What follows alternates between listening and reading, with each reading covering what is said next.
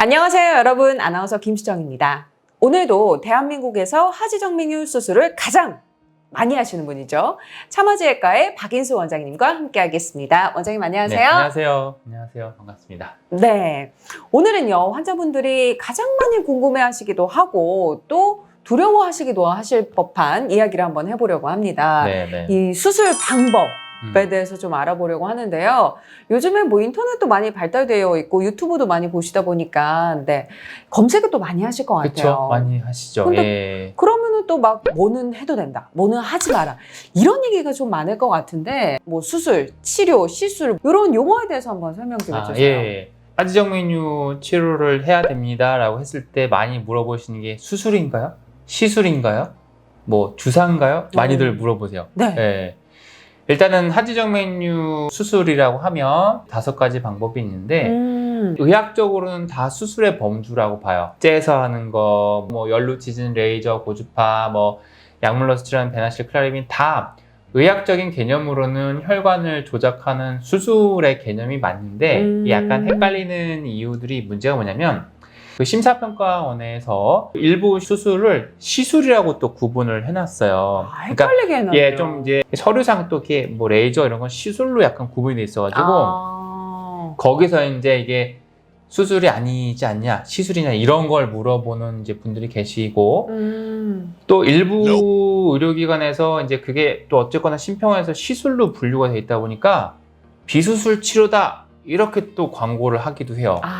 네, 근데 사실 그게 법률적으로는 시술로 분류가 되기 때문에 문제가 안 되지만 사실 이거 엄연히 혈관을 만지는 수술적 치료고 합병증이 있고 잘못되면 사람이 생명에도 문제가 될 수 있는 수술로 있거든요. 그래서 그게 이제 간단한 비수술 치료 이런 것처럼 이제 광고를 하는 경우가 있는데 이제 그거랑은 또 헷갈리시면 안 될 것 같고 일단은 의학적으로는 수술의 범주가 맞는데 뭐 과거보다 수술의 방법이 간단해져서 이제 시술에 가까운 정도로 생각을 하실 수도 있다. 뭐 이런 정도로 생각하는 게 맞을 것 같습니다. 예. 제가 또 방송하기 전에 막 검색을 해봤는데 수술 방법이 굉장히 다양하더라고요. 그렇죠. 근데 그 중에서도 뭐 크게 3가지로 좀 분류를 하는 것 같은데 설명 좀 해주세요. 네, 첫 번째가 째는 거. 째는 거. 가장 오래된 거. 정식 수술 명칭은 발거술. 그러니까 혈관을 이제 꺼내는 거, 직접 제거하는 거. 그 다음에 열로 지지는 거, 레이저 수술, 고주파 수술.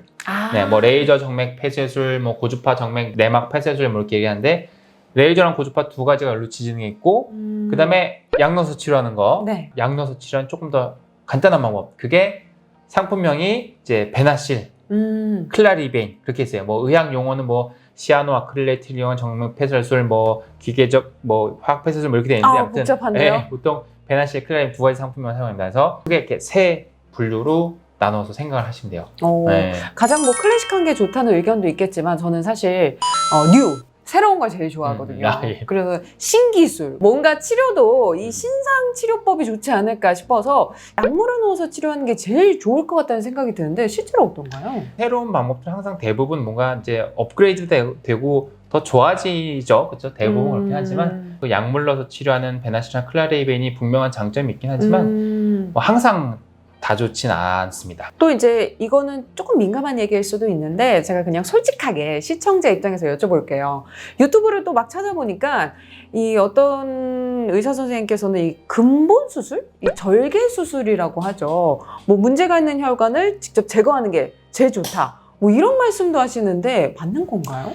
경우에 따라서 맞다고 저는 생각을 합니다. 사실 이제 뭐 그런 얘기를 하시는 선생님이 어떤 개인적인 주장이고요. 뭐 근거가 있으시니까 얘기를 하실 거라고 생각하는데 이게 정답은 없죠. 정답은 없는데 분명한 거는 뭐 어느 하나가 제일 좋을 수는 없어요. 그 방법이 무조건 제일 좋으면 다른 방법은 없어졌겠죠. 그렇죠? 그렇지만 이 정맥류를 치료하는 의료 현장에서는 5가지 치료 방법이 전 세계에 다 공존을 하고 있거든요. 물론 어떤 치료의 트렌드나 변화라는 건 있지만 5개가 다 있어요. 직접 혈관을 제거하는 게 그냥 우리가 언뜻 생각하기에는 뭔가 잘 깔끔하고 확실할 것 같지만 그 과정 중에 신경 손상이나 혈관 손상 통해서 신생혈관을 또 촉진할 수도 있는 어떤 그런 장기적인 문제도 있기 때문에 항상 좋은 건 아닙니다. 네, 그거는 사실입니다. 항상 좋은 건 아니다. 근데 또 반대로 어떤 분은 절개만은 절대로 안 된다.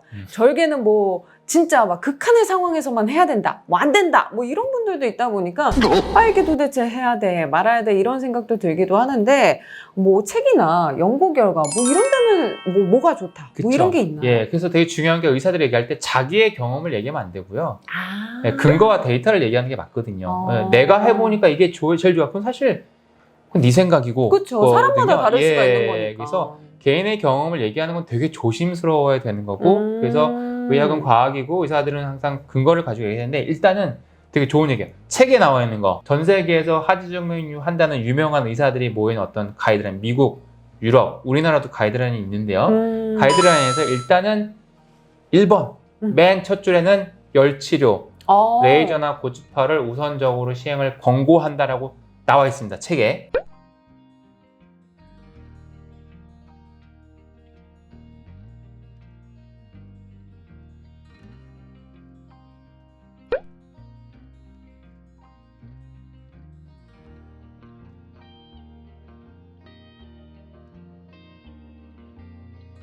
오. 네.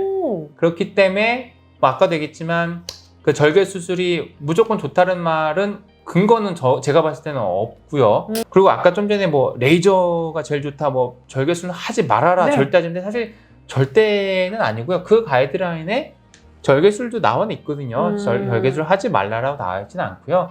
다만 이제 레이저나 고주파 수술 같은 열 치료가 과거에 째서 발거 수술을 하던 것보다는 장점이 있어 보이니 여러 가지 그거를 뒷받침하는 연구들도 많이 나오다 보니까 일단은 하나만 고르라고 했을 때는 열치료, 레이저나 고주파를 우선적으로 하는 게 맞다라는 게 현재 나와 있는 교과서의 내용이고 물론 미래에 바뀔 수 있겠죠. 근데 현재까지 2021년까지는 그게 우선적인 게 현재는 맞습니다. 그거는 누구도 반박할 수 없어요.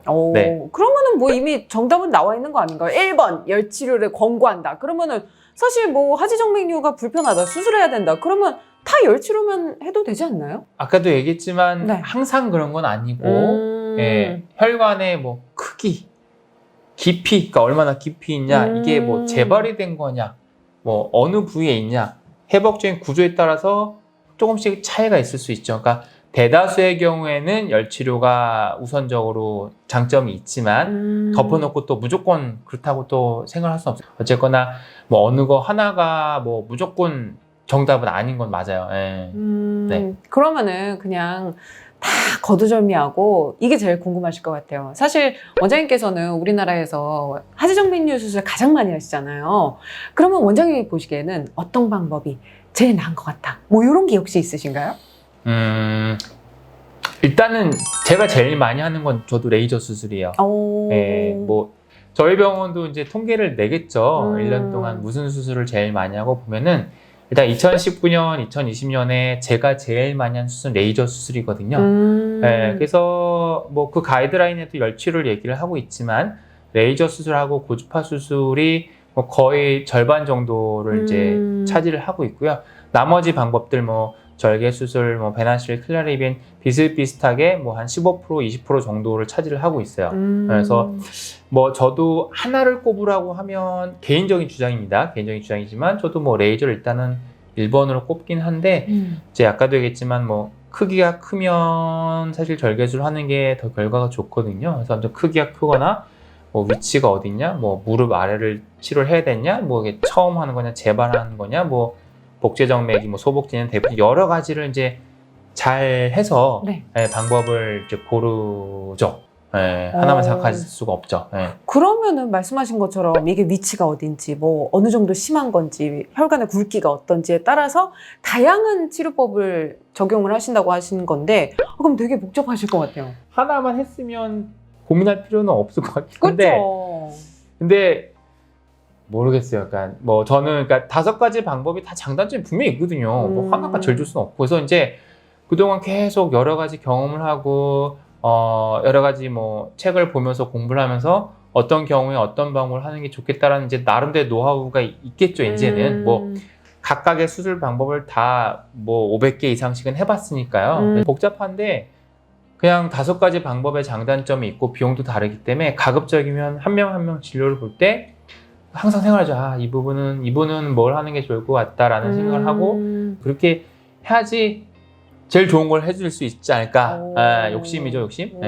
요거는 조금 제 개인적인 질문인데 네. 그러면은 하지정맥류 수술하신 다른 의사 선생님들도 그 5가지 방법을 다 좀 치료에 적용을 하시기도 하나요?